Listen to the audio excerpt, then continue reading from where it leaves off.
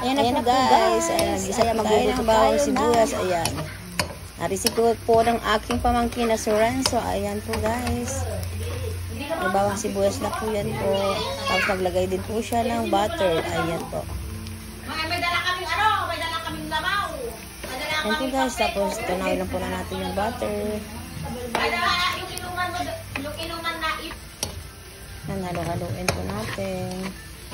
Ayan, nahalo niya po. pero man-upload ka man at base, man-upload ka man at sa may buhangin. Taragto. Yan, tapos nalagay niya na po yung kangkong po guys. Ayan. Yan po ang ating dinner. Yung niluluto ng aking pamangkin. Na adobong kangkong na may butter. Ayan po. Saw-saw natin. Asa mo takpan sa mo? Ayan po guys, halo-haluin niya po. Ayan.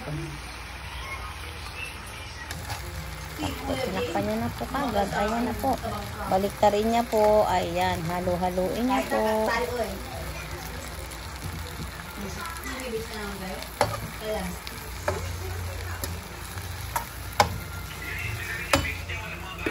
Ayan, takpan niya po hanggang maluto po yung kangkong guys.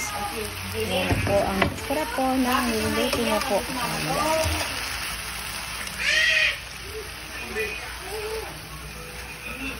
Hindi na ano dyan. Hindi na may dumadyan. May light.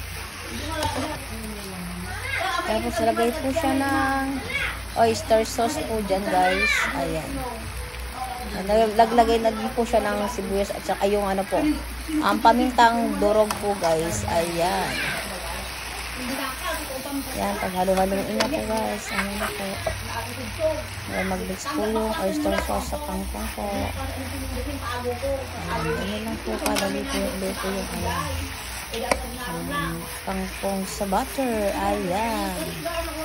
Adobong kangkong sa butter. Takpan hanggang sa antay na po maluto po yung kangkong. Ayan na po guys. Ay buttered kangkong. Ayan. Adin ko na sa kanina, duga malaw-law may kansan. Ayan na po guys. Ang niluluto ng aking pamangkin. Ay, ready to serve na po yan. Ayan po, halo-haloin niya pa rin po yan. Ayan po guys. Ayan. Oh, sarap na yan po.